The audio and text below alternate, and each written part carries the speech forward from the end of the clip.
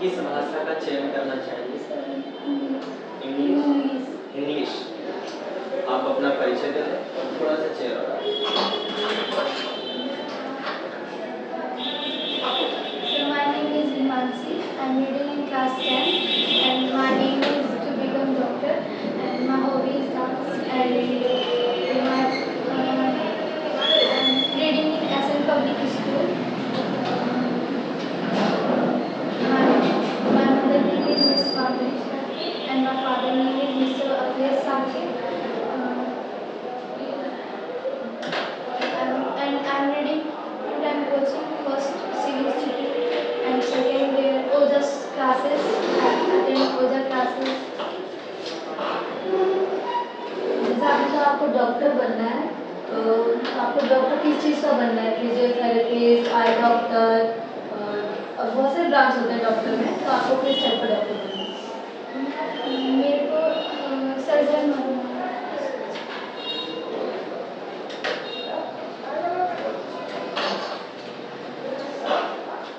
आप अपने गोल की तरफ किस तरह से डेडिकेटेड हो, कितनी मेहनत कर रहे हो आप अपने गोल को पाने के लिए? मेरे को अब मेरा ना ये एम बचपन से नहीं था। मेरा एम ये 9th क्लास से बना है। क्योंकि ये एम मेरा भी है और मेरे पेरेंट्स का भी एम है ये। तो मेरा एम था टीचर बनना बचपन से, बट मेरे पेरेंट्स चाहते थे कि मैं बचपन से नहीं था। मेरा एम ये 9th क्लास से बना है। क्योंकि ये एम मेरा भी है और मेरे पेरेंट्स का भी एम है ये।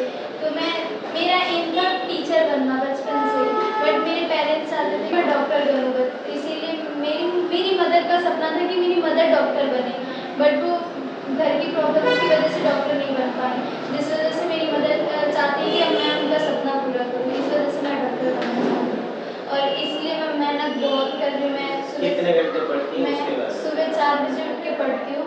अब 6-6:30 बजे तक पढ़ती हूँ, क्योंकि 7 बजे फिर मेरा स्कूल है। उस वजह से मैं वहाँ की स्कूल की तैयारी करने लग जाती हूँ।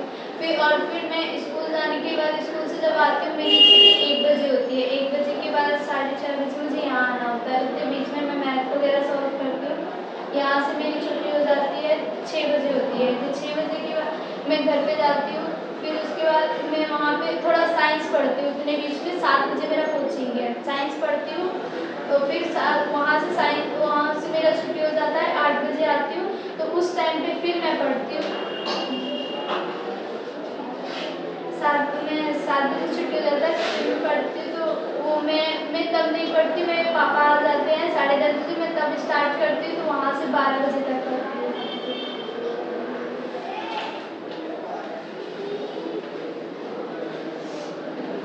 पता है चिल्ड्रंस डे क्यों मनाते हैं, उसके पीछे का रीज़न क्या है? चिल्ड्रंस डे जवाहरलाल नेहरू का बर्थडे, मिस्टर जवाहरलाल नेहरू का बर्थडे होता है, जो 14 नवंबर को हम मनाते हैं। उनको बच्चों से बहुत ज़्यादा प्यार था, जिस वजह से वो ये मनाते हैं। और ये चिल्ड्रंस डे मनाने से पहले इंडिया में 14 नवंबर मनाने से पहले हम 20 नवंबर को चिल्ड्रंस डे मनाते थे।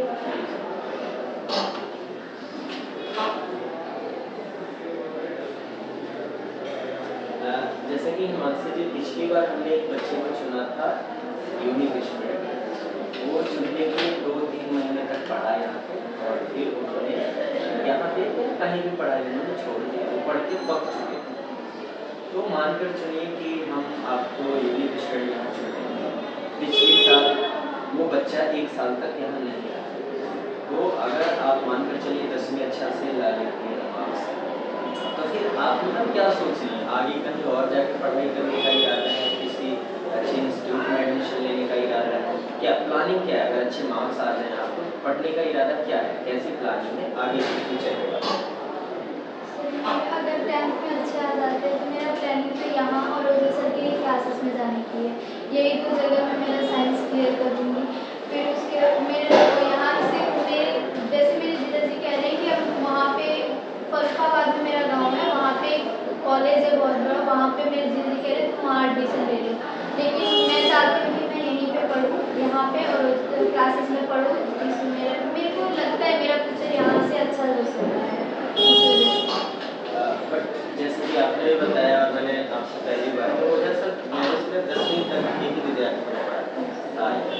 तो फिर आगे की प्लानिंग की मैं बात कर रहा हूँ, तो आगे की प्लानिंग के फ्यूचर में फिर तो आप वहाँ कंटिन्यू नहीं कर पाओगे। सर वो अभी बस 10th तक पढ़ाते हैं, लेकिन उन्होंने बोला अभी नेक्स्ट ईयर से वो ना इसी ईयर से वो स्टार्ट कर देंगे 11th 12th को भी पढ़ाना। कौन से subjects? Science, math, arts, everything. हर सब्जेक्ट अवेलेबल आर्ट्स में? नहीं, वो टीचर है सर। तो अब एक बात बताइए, ITSC का फुल फॉर्म क्या होता है?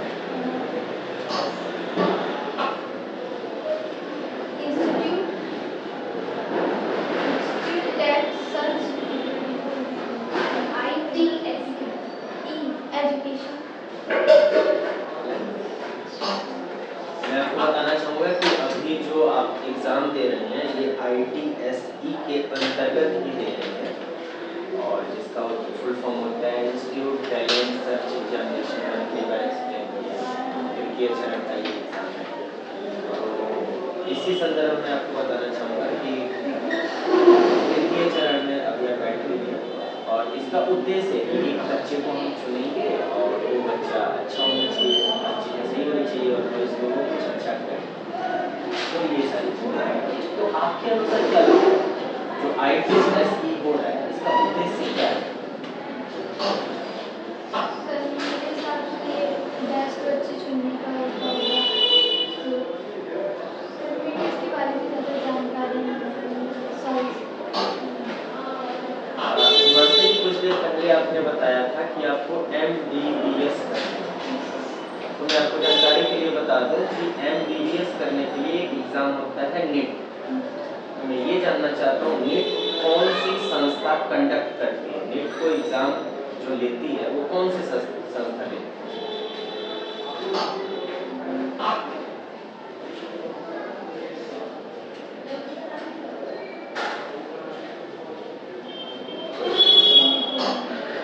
NET की एग्ज़ाम CBSE लेती है, मानसिक ये आपको बात पता होनी चाहिए।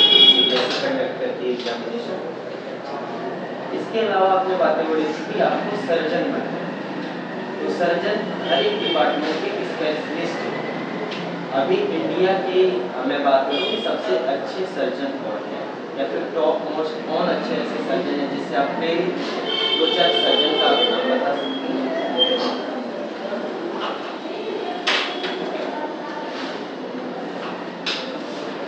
इसके अलावा जैसे कि आपने बताया कि आपकी माता जी की ये इच्छा थी कि आप डॉक्टर बने, क्योंकि माता जी डॉक्टर बनना चाहती हैं। तो मान कर चलिए अगर माता जी आपका कल के डेट में कुछ ऐसी घटना घट जाती है, कुछ ऐसा आपके साथ घटना घट जाती है, कुछ भी हो सकता है कि माता जी का हृदय परिवर्तन हो जाए कि नहीं यार, जो IAS ऑफिसर होते हैं ना इनके अंदर बहुत क्षमता होती है, ये जो है ना सो अपने अनुसार डिसीजन ले सकते हैं। कोई ऐसी सिचुएशन हो जाए मतलब बहुत ही गलत वाली सिचुएशन, और माता जी आपसे कहें कि नहीं बच्चा, अगर आप मेरी बच्ची हो, अच्छी बच्ची हो, तो आपको जो है ना IAS ऑफिसर बनना है, और ये जो IAS ऑफिसर अभी गलत करके हमारे साथ किया इसको दिखाना है, इसको सही करना है, तो फिर उस परिस्थिति में आप क्या निर्णय लेंगे? सर मैं उनका ज़्यादातर चांसेस रहता है, मेरी माँ अगर ज़्यादा, मेरी मम्मी जी अगर मेरे को ज़्यादा फोर्स करती हैं तो हो सकता है चेंज हो जाए, लेकिन सर मेरा चांस ये है कि मैं अब एक बार डॉक्टर चुन लिया है तो मैं डॉक्टर से चेंज नहीं हो सकती, क्योंकि मेरा एम बन चुका है ये बहुत। मैं अपने तरफ से पूरी इस पर ही वो होना चाहूँगी कि मैं पूरे तरीके से चाहूँगी कि मैं डॉक्टर ही बनूँ, और मैं इसमें तो ज़्यादा ही फोकस करूँ, और मैं ज़्यादा चांसेस रखूँ कि मैं डॉक्टर बनूँ। उसके बाद मैं ये नहीं सर, मैं मेरा एम नहीं चेंज कर सकती। जब आप इस बात के लिए इतने तत्पर हैं कि नहीं मैं एम नहीं चेंज करूँगी, तो पहले आपको कुछ और बनना था, क्या बनना था? टीचर।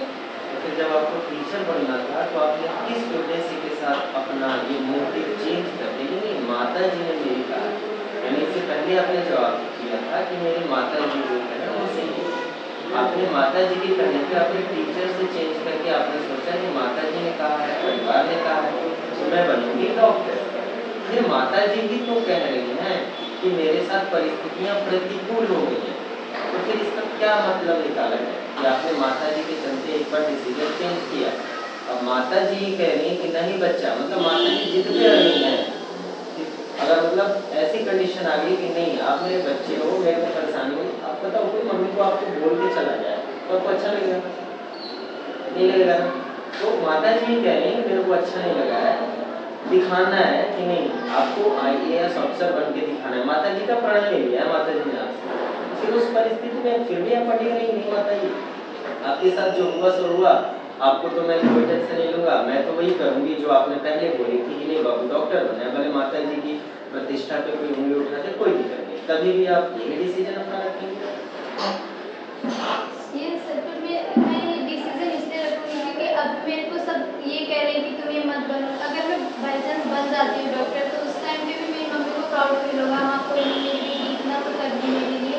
और उस टाइम पे मैं ज़्यादा चांसेस रखूंगी कि मेरे हॉस्पिटल का नाम मेरी मम्मी के नाम से हो। तो और फिर मेरी मम्मी इससे मेरी मम्मी सबको प्राउड फील होगा मेरे पे। और मैं अगर अभी अपना एम चेंज कर लेती हूँ 11th-12th के बाद तो मेरा ज़्यादा फोकस उस चीज़ पे नहीं रह पाएगा, जिस वजह से हो सकता है मैं वो चीज़ भी क्लियर ना कर पाऊँ, इसीलिए मैं एम नहीं चेंज करूँगी। तो आप चाहते हैं कि आपकी मम्मी आपके प्राउड फील। सपोज कीजिए आप एक बहुत अच्छी टीचर बन जाए, अगर आपने अपना एम चेंज नहीं किया, एक बहुत बड़ा आप स्कूल खोल लें, बहुत बड़े संस्थान की एक डायरेक्टर बन गई, तो क्या उस समय आपकी मम्मी आपको प्राउड फील नहीं करती? जब प्राउड ही फील कराना था तो टीचर बन के भी आप करा सकती थी, डॉक्टर ही क्यों?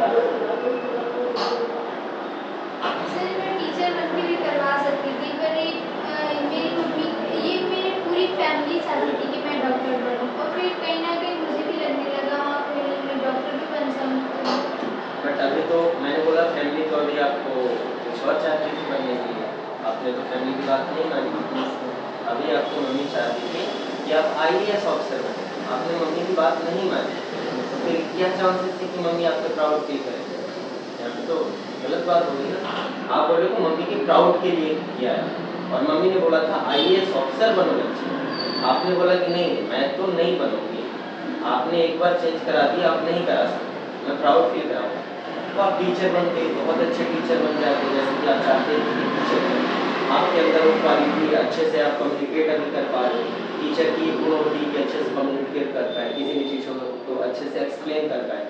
तो माता जी ने एक बार बोला अपने डिसीजन चेंज कर दिया, तो दूसरी बार उनके मतलब प्रतिष्ठा पे सवाल उठती कि नहीं बच्चा IAS ऑफिसर आपको बनना है, उस समय आपने उनको इग्नोर कर दिया कि नहीं मैं तो नहीं बनूंगा, और बात आपने दोबारा यही कही कि मैं आपको प्रतिष्ठा देना चाहती हूँ, प्राउड फील कराना चाहती हूँ, आपके नाम पे हॉस्पिटल खोलना चाहती हूँ, तो आप उनके नाम पे स्कूल भी तो खोल सकती थी।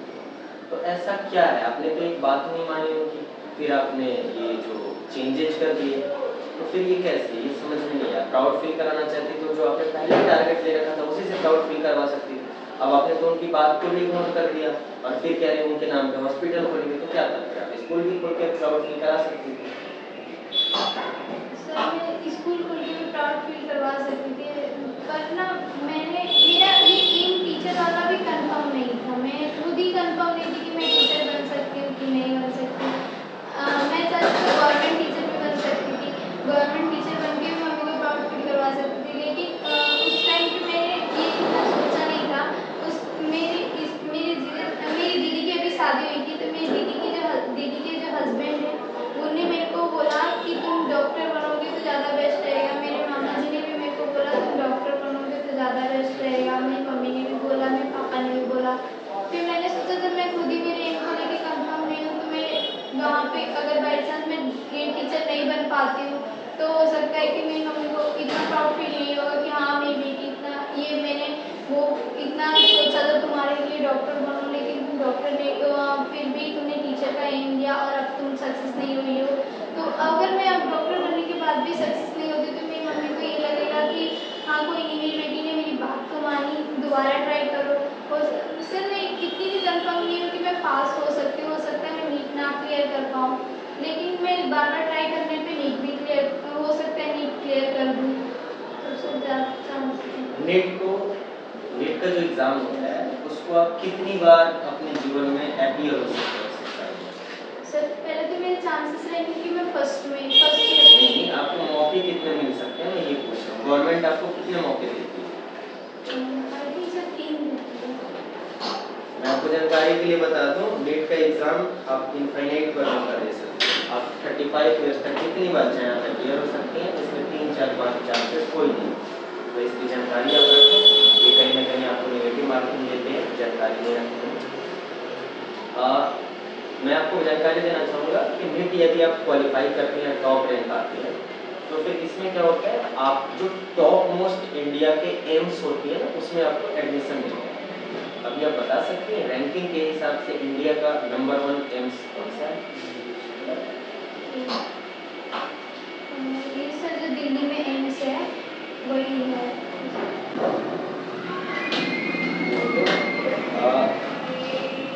आज से 10 वर्ष बाद आप अपने आप को कहाँ देख पा रहे हैं?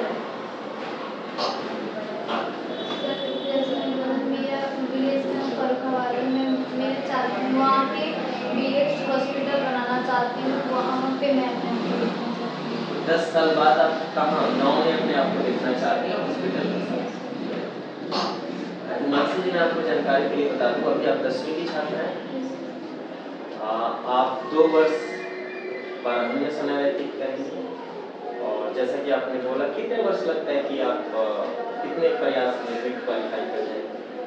सर मैं चाहती हूँ कि फर्स्ट ही टाइम में हो जाए। तो सपोज कि फर्स्ट टाइम में ही आपने कर लिया, तो 2 वर्ष प्रारंभ में आपके हो गए, और फिर 5 वर्ष MBBS के हो गए, जो कि हो गए पूरे 7 वर्ष। और उसके बाद से आप कहीं ना कहीं असिस्टेंस का कार्य करेंगे, तभी जाके आपको वो डिग्री मिलती है जिसमें आप डॉक्टर लगा सकते हैं, और तब जाके कुछ एक्सपीरियंस होने के बाद आप हॉस्पिटल खुद का खोल सकते हैं। तो 10 वर्ष बाद आप हॉस्पिटल खोल के कुछ ना कुछ कर सकते हैं। 10 वर्ष बाद आप 7 to 4 इंस्टीट्यूट को किस मुकाम तक देखना चाहते हैं, किस पोजीशन पे देखना चाहते हैं? सर फर्स्ट टाइम जो घर वाली छुट्टी है, सर छुट्टी है वो घर जा। सर पहले तो मैं चाहती थी मैं यहाँ पे टॉप करूँ, और उसके बाद ये पूरे सराउंड में पहले इसके बारे में लोग जाने। फिर उसके बाद मैं चाहती हूँ इंडिया में भी पहले, इंडिया में पहले ये इंडिया की मैं चाहती हूँ यहाँ पे अच्छे अच्छे बच्चे यहाँ, मतलब बहुत हाई क्वालिटी के भी बच्चे यहाँ पढ़ने आए, जिससे अगर यहाँ सक्सेस हो जाऊँगी तो हो सकता है ये सराउंड के और भी बच्चे आए, वो बच्चे अपने वहाँ बताएंगे, कहीं और फैलाएंगे कि मैं यहाँ से पढ़ा और यहाँ से सक्सेस हुआ हूँ। तो फिर और ये मैं चाहती हूँ इंडिया में पूरे मतलब जहाँ तक ये कर सकता है उतना ही करें।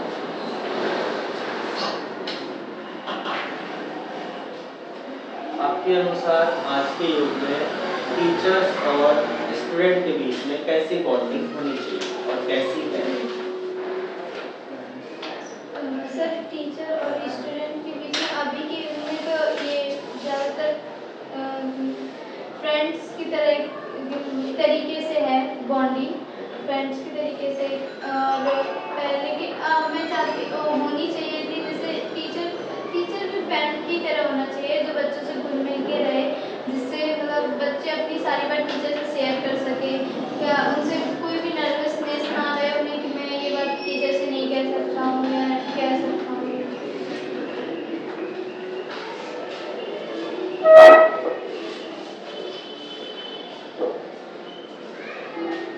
यदि हम आपको यूनिक स्टूडेंट के रूप में चुनते हैं, तो आप लोगों को कैसे बताएंगे कि मैं इन लोगों से अलग हूँ, इसलिए मुझे यूनिक स्टूडेंट चुना गया है?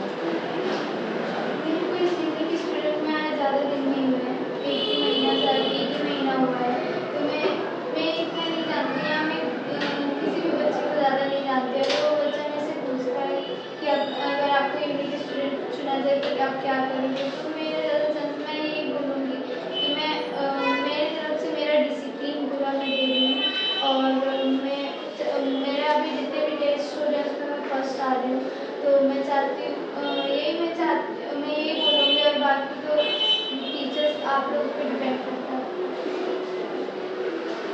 आपने बोला कि आप यूनिक स्टूडेंट में 1 महीने से आएंगे, यूनिक स्टूडेंट में तो हमने प्रोसेस अभी स्टार्ट किया ना, हमने बोला था कि आप वो पॉइंट्स बताइए जो औरों से अलग करता है, वो उसका आपने जवाब नहीं दिया।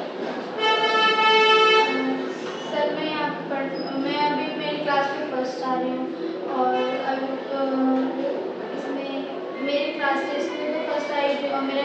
रूटीन अच्छा है। मेरे और